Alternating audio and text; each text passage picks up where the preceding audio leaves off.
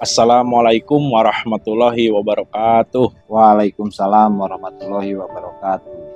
Salam, Om Swastiastu, Namo Buddhaya, salam kebajikan, salam rahayu, salam sejahtera bagi kita semua. Bertemu lagi bersama kami di channel Pencari Jalan Pulang. Dan pada kesempatan kali ini kami akan berdiskusi dan berbagi serta sharing untuk berbagi ilmu pengetahuan dari apa yang telah kita dapatkan selama beradaptasi dan belajar di Thoriqoh Naqsabandiyah Holidiyah Nusantara, yang mudah-mudahan dapat memberikan sebuah manfaat bagi saudara-saudara semua. Dan di sini kami tidak berusaha untuk meyakinkan sesuatu, bukan juga paling tahu, bukan juga paling mengerti, namun di sini kami hanya ingin memberikan sebuah sudut pandang dari nalar logika berpikir yang mudah-mudahan dapat diterima dan dipahami oleh saudara-saudara semua. Topik pembahasan yang akan kita bahas dan diskusikan pada video kali ini yaitu mengenai agama adalah buah dari ma'rifat. Jadi seseorang dikatakan beragama apabila dia ma'rifat. Nah, ma'rifat itu kan artinya mengenal. Jadi banyak yang beranggapan bahwa ma'rifat itu adalah hal yang luar biasa gitu, yang tingkatannya sudah tinggi gitu ya. Padahal menurut sudut pandang kami, perspektif kami, ma'rifat itu biasa-biasa aja gitu, Bang Teja. Ya. Dan kenapa saya katakan bahwa seseorang beragama itu apabila dia sudah berma'rifat, sudah mengenal. Karena begini, kita menyembah Tuhan atau beribadah, jika kita tidak mengenal kepada siapa kita menyembah, kepada siapa kita beribadah, itu akan sia-sia, percuma gitu. Dan di dalam sebuah hadis pun dikatakan bahwasannya sebanyaknya ilmu, apabila tidak disertai ilmu mengenal Allah, maka akan sia-sia. Jadi ma'rifat itu adalah fase awal di dalam beragama. Mungkin begitu Bang Teja dari perspektif saya. Mungkin dari Bang Teja bagaimana mengenai agama adalah buah dari ma'rifat. Silakan Bang. Baik Bang Denny, terima kasih atas waktu dan kesempatannya. Bahwa benar Bang, agama itu buah dari ma'rifat. Cuman kebanyakan pada saat ini beragama dulu supaya ma'rifat. Ya. Padahal untuk ma'rifat itu ada metodenya, ada adaptasinya. Setelah mengenal Tuhan lah baru beragama. Kalau agama sebelum mengenal Tuhan itu agamanya agama akal, jadinya agama teori, agama pinter-pinteran, pemahaman, tafsir kepala masing-masing si ulamanya, gitulah kata. Jadi agama itu agama dari akal mereka gitu. Padahal begitu mereka tidur hilang ilmu mereka, pingsan hilang juga, mati apalagi gitu kan. Dalam keyakinan ini gitu kan, ilmu tasawuf, bahwa kita itu benar-benar beragama itu, buah agama itu adalah dari kita bermakrifat dulu, kenal dulu. Kenal kepada pencipta agamanya. Betul. Bagaimana kita bisa beragama bagaimana kita bisa memahami agama sebenar-benarnya agama tanpa kita mengenal penciptanya. Kayak mesin. Bagaimana kita tahu mengoperasionalkan mesin tersebut kalau kita tidak punya orang yang membimbingnya, yang penciptanya gitu. Yang menciptakan mesin ini si A gitu kan. Supaya kita tahu mengoperasionalkan mesin tersebut, kita harus langsung diajarkan oleh si A dulu gitu kan. Sehingga barulah kita bisa memahami prinsip kerja dari mesin tersebut. Betul. Nah gitu. Begitupun dengan agama, bahwa untuk beragama, jika tidak mengenal pencipta agamanya, justru di situ akan sia-sia. Makanya dalam hadis sebanyak-banyaknya pahala, Amal sebanyak-banyak amal kebaikan, apabila tidak disertai ilmu ilmu mengenal Allah. Allah gitu kan, itu sia-sia gitu kan. Sedikitnya kebaikan apabila disertai ilmu mengenal Allah itu lebih baik gitu kan. Betul. Tapi kok banyak pahala malah disebut sia-sia, malah gak bagus gitu Ya, kan kalau tidak disertai ilmu mengenal Allah. Dan ilmu mengenal Allah itu berlapis-lapis. Setelah makrifat itu lapisannya justru banyak. Itu fase ya, awal fase gitu kan. awal. Awaludin itu fase awal gitu kan. Awal mula beragama itu, dan ada fasenya ternyata dalam ilmu tasawuf itu ada taholi, tahali, tajali. Pembersihan dulu badan kita, ruhani kita, jasmani kita itu dibersihkan dulu, ruhani kita itu dibersihkan dulu gitu kan. Bukan ruhaninya sih, jiwanya lah. Jiwanya itu dibersihkan dulu gitu kan. Nah, terus ada tahalinya, pengisian yang baik-baik gitu kan. Habis itu apa? Bika berizki beserta tajali, beserta dengan sang pencipta gitu kan. Ada makomnya gitu kan, makom ihsan itu gitu kan. Nah, proses-proses itulah yang harus dilalui terlebih dahulu gitu. Sehingga kita ada guide-nya, ada penuntunnya gitu kan, ada syariat yang disyariatkan gitu. Awal mula memang kita syariat dari akal dulu gitu kan. Ilmu fikih, sholat, rukun syarat sah sholat dan sebagainya. Nah, setelah itu kita harus meningkatkan lagi ke dalam tarekat gitu kan.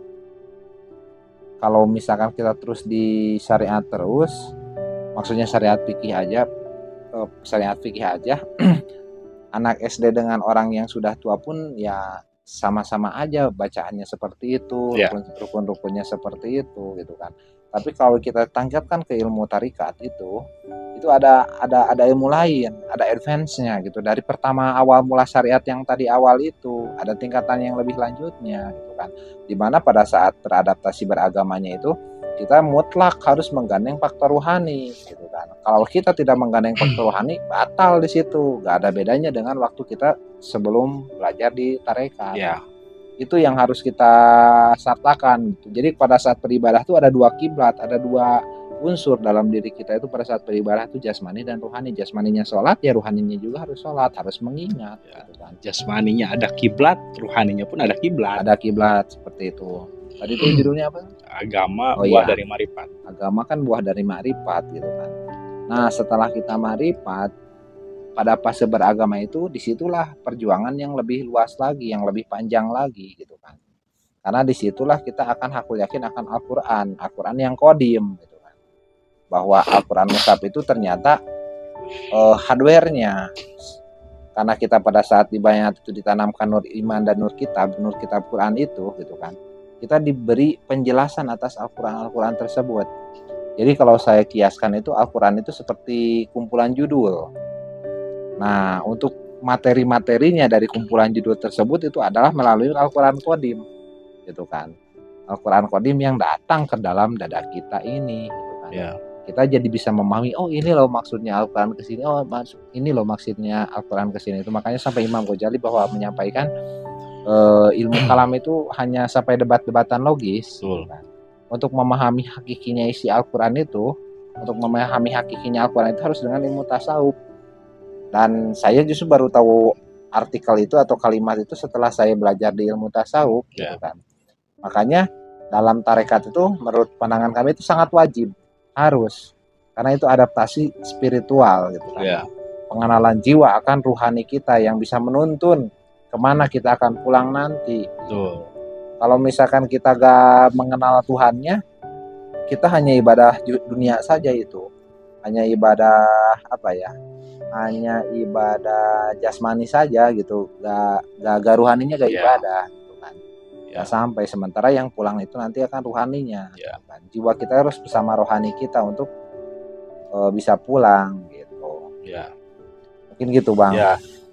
Kenapa saya katakan marifat itu wajib gitu, karena marifat itu kan mengenal ya Bang Reja. Jadi bagaimana kita bisa mengingat kalau kita tidak mengenal gitu.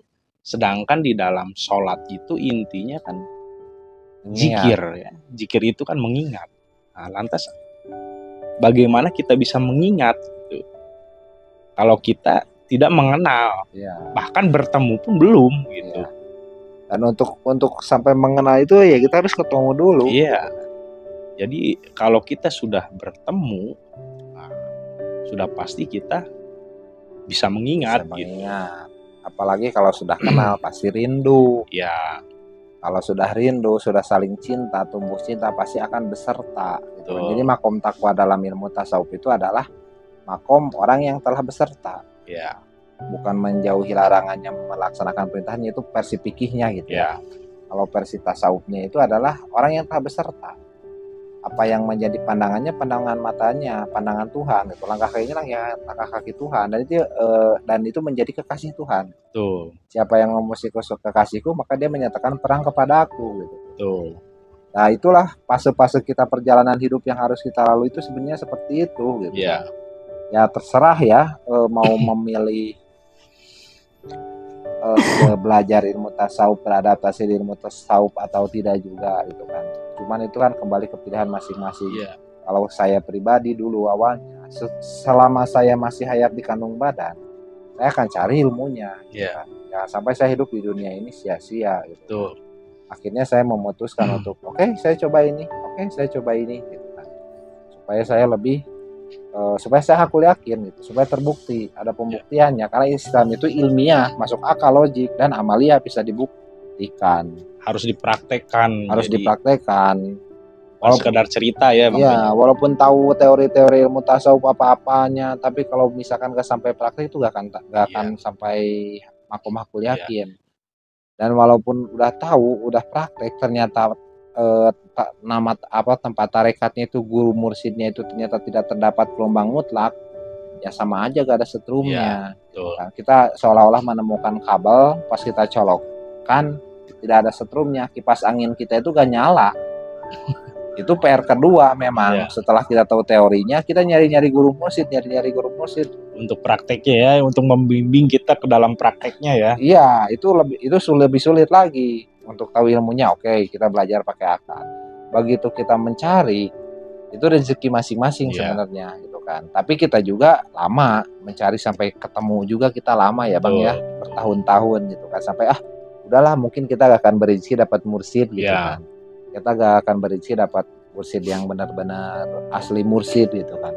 Tapi karena kita mungkin sudah berusaha dan sudah sampai makom pasrah mungkin ya, kita jalani sajalah hidup dengan biasa-biasa saja, gak taunya kita dapat jalan. Dan tahu gitu bahwa ini potensinya beda, ini setrumnya beda gitu kan. Ini ada gelombang mutlaknya, ada unsur mutlaknya, dan ini ilmiah. Ini masuk akal, logik. Kenapa bisa ilmiah? Karena pelaku. Kalau bukan pelaku susah untuk menjelaskan. Dan harus dibuktikan sendiri gitu, nggak bisa. Mungkin saudara-saudara juga mendengar cerita dari kami hanya sekedar cerita gitu. Dan percuma kalau hanya sekedar cerita gitu. Dan jika kita ingin menilai sesuatu ya kita harus alami dulu gitu. Kita harus coba dulu, barulah berikan penilaian gitu. Ini asli atau enggak, ini benar atau enggak gitu kan. Kalau menurut saya kan kalau sudah menilai tanpa dia membuktikan ya itu omong kosong. Dan menurut saya juga belajar agama itu tidak seperti belajar berenang gitu. Kalau kita tahu hanya sekedar teorinya, gaya dada itu seperti ini, gaya bebas itu seperti ini, gaya kubu-kubu itu seperti ini. Kalau hanya tahu di teori gitu, pas begitu praktek belum tentu dia bisa mempraktekkan dari teori itu gitu. Yang ada malah tenggelam. Kalau hanya full teori. Nah, makanya di samping kita mengetahui teori gitu, harus tahu prakteknya juga, dan itu harus dibimbing dengan pembimbing gitu. Pelatihnya. Jadi kalau kita tidak dibimbing, belajar sendiri karena tahu teorinya nih, praktek sendiri, yang ada malah tenggelam, bisa-bisa mati. Ya, kalau saya ibaratnya kayak belajar buka kopling mobil gitu kan, kopling mobil. Kata teorinya injek gas, lepas kopling barengan. Gak semudah itu Iya. kan. Harus aku yakin. Harus gitu aku kan. yakin. Gak bisa diceritakan. Makanya mau Betul. gak mau buktikan sendiri gitu kan. Iya. Apalagi kalau kita sampai beradaptasi ya. Ya. Karena gak akan terbukti sebenarnya kalau gak sampai adaptasi. Ya. Nah, cuma memang adaptasinya itu jauh lebih sulit. Yang pertama kita menemukan mursyid yang asli, yang waris, yang terdapat unsur mutlak, itu susahnya, itu kan sampai kita udah ridho gitu kan, gak ketemu pun gak apa-apa, giliran ketemu Sempoyongan. itu lebih sulit dari waktu mencari gitu kan. Ternyata karena musuhnya diri kita sendiri akhirnya. Kita dipaksa dituntut terus harus bisa melawan diri sendiri. Adaptasinya di situ, poinnya di situ, supaya jiwa kita itu tidak condong ke jasmani, ke duniawi, supaya condongnya kepada ruhani kita. Betul. Itu tuntutannya gitu kan. Betul. Dan itu sangat tipis karena balik lagi ke hati kita. Apa yang kita kerjakan itu dimuarakannya kemana? Apakah kepada Tuhan atau kepada diri kita sendiri? Kita sendiri yang tahu. Karena dalam diri kita itu ternyata banyak Tuhan. Ya. Tuhan keinginan, angan-angan, harapan, cinta dunia, dan sebagainya lah gitu. Makanya penting sekali untuk beragama itu sebenarnya ketika kita mengenal Tuhan. Awal mula beragama, kenali dulu lah yang punya agamanya. Ya gitu. Supaya paham agamanya. Gitu kan. Kalau nggak kenal ya kita tafsir. Ya. Kalau tafsir 10 manusia bisa 10 tafsir. Ya. Yang ada ujung-ujung debat-debatan gitu kan. Ya. Yang debat itu sebenarnya nggak tahu. Ya. Gitu kan. Yang debat itu sebenarnya mereka menganggap akal mereka itu yang benar, tafsir akal mereka itu yang benar gitu kan. Padahal kalau sudah kenal kepada pembuat agama itu gak akan ada berantem. Betul. Dan Tuhan itu bukan hanya hayalan semata, bukan hanya angan-angan saja gitu. Iya. Tapi Tuhan itu maha pasti. Jadi harus dipastikan. Harus dipastikan. Gitu. Dan itu ada metodologi dan caranya. Gitu. Jadi metodologi itu sudah dirumuskan. Betul. Sudah dirakit. Kalau dibilang dirakit itu kayak HP itu sudah dirakit oleh Nabi gitu. Ya. Oleh Nabi itu udah dipatenkan gini nih. Ini metodologi yang paling efektif dan efisien supaya manusia itu bisa segera mengenal Tuhannya. Betul. Kan. Nah, di situ terdapatlah kurikulum-kurikulumnya yang di dalam tarekat itu, gitu kan. Tapi tetap, nah walaupun ada metodologinya, harus terdapat gelombang mutlaknya daripada khalifah yang membawa wasilah tersebut. Kalau nggak ada ya capek badan lah ibaratnya. Tapi ya mungkin itu fase-fasenya supaya kita menemui yang asli, yang waris gitu kan. Sesuai dengan rezekinya masing-masing. Betul gitu kan. Kalau mau belajar, beradaptasi di tarekat kami silahkan, ada kontak nomor admin. Kalau mau yang lain pun gak jadi masalah, silahkan dicoba gitu kan. Karena ya untuk apa sih hidup ini sebenarnya, kalau paling banter gitu hidup ya 50 tahun, 60 tahun mati gitu. Itu pun masih mending lah bahagia dunia. Kalau enggak juga udah dunia gak bahagia, di akhirat sengsara misalkan gitu kan. Tapi kalau kita mencari akhirat ya sudah dijanjikan bahwa dunia pun akan ikut. Nah itu harus dibuktikan gitu kan. Dan tahu ilmu ini tuh yang saya rasakan gitu. Kita nggak akan khawatir lagi kalau kita nanti mati harus gimana. Nah gitu. Kita harus kemana gitu pulang. Dan dulu juga saya merasakan sebelum saya mempelajari ilmu ini, sebelum saya praktek di ilmu ini, bingung juga gitu. Aduh gimana kalau nanti saya mati gitu. Gimana kalau nanti saya sudah nggak ada gitu. Apakah saya bisa merasakan lagi hal kebahagiaan seperti ini gitu kan di dunia gitu. Sedangkan apa kata Nabi, dunia itu hanya senda gurau gitu. Iya. Akhirat lah yang sebenar-benarnya kekal gitu, nyata. Nah, dan itu kan harus dicari gitu ilmunya, lalu dipraktekkan.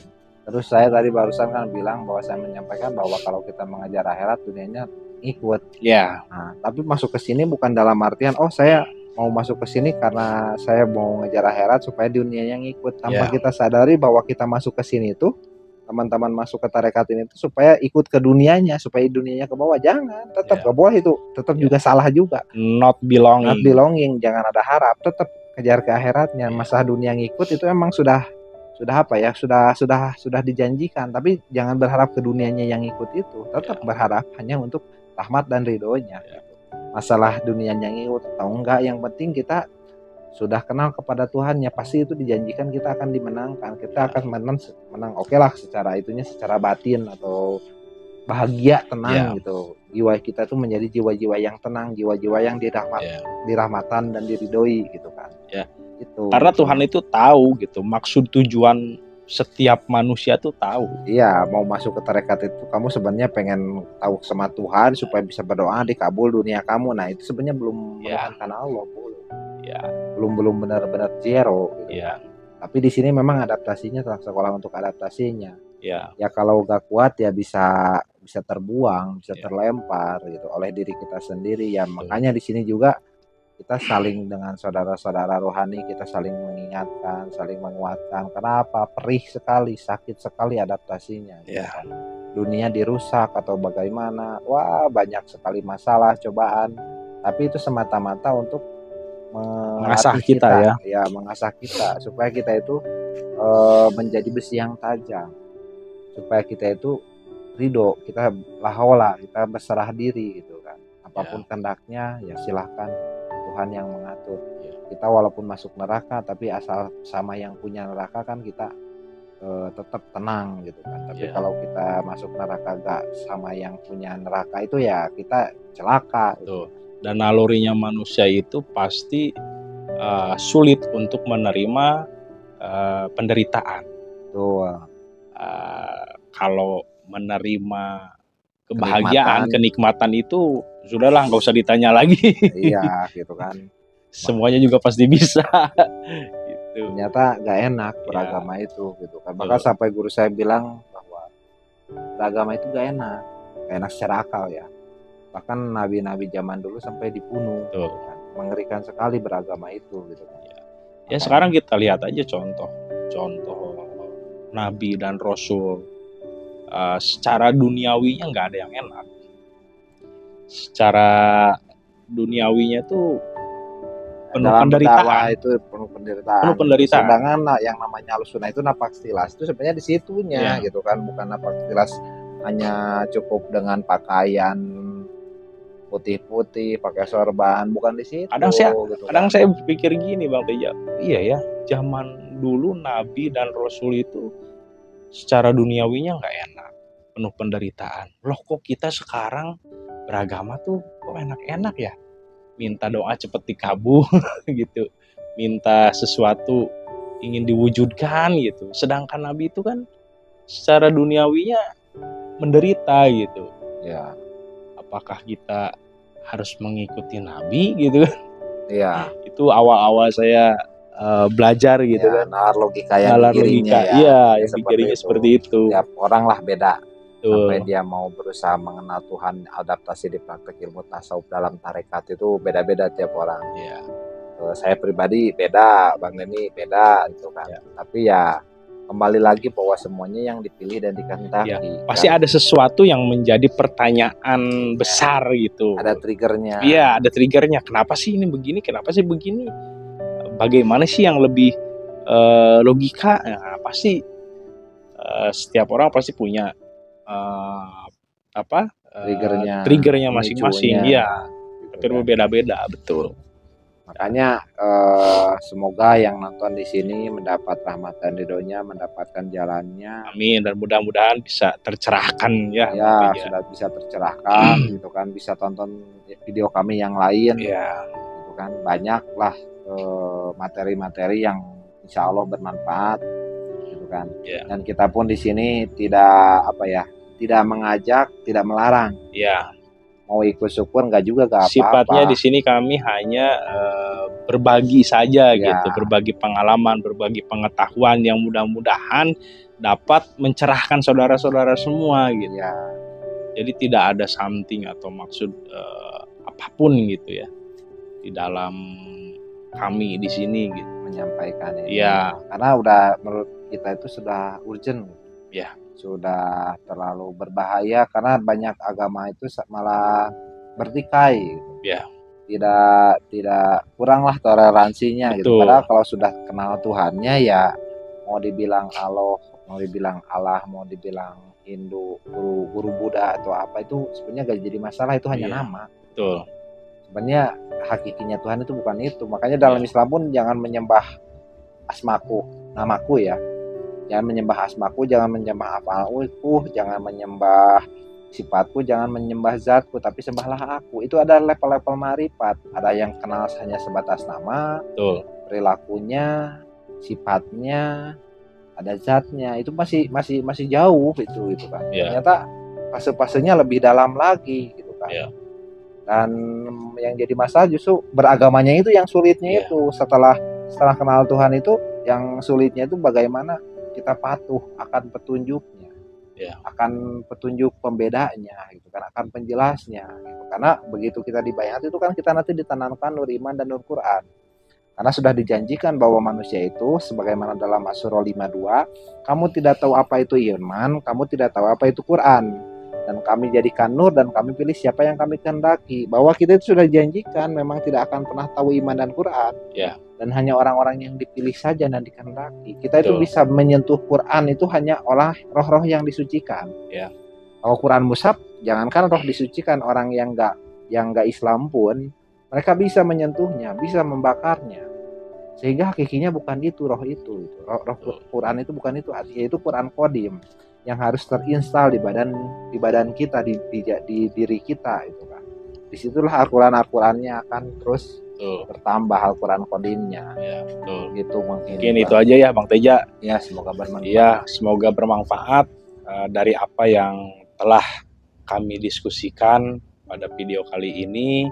Mudah-mudahan dapat mencerahkan juga bagi saudara-saudara semua, dan mohon maaf apabila ada perkataan dari kami yang mungkin kurang berkenan di hati saudara-saudara. Tetap jaga kerukunan dan kedamaian di setiap perbedaan. Indonesia harus menjadi negara yang bertoleransi tinggi antar umat beragama. Salam kebajikan, salam rahayu, salam kebangkitan tasawuf, salam kebangkitan spiritual. Wabillahi taufiq wa hidayah, waridho wa inayah, ilahi anta maksudi, waridho kamat lubi. Wassalamualaikum warahmatullahi wabarakatuh. Waalaikumsalam warahmatullahi wabarakatuh.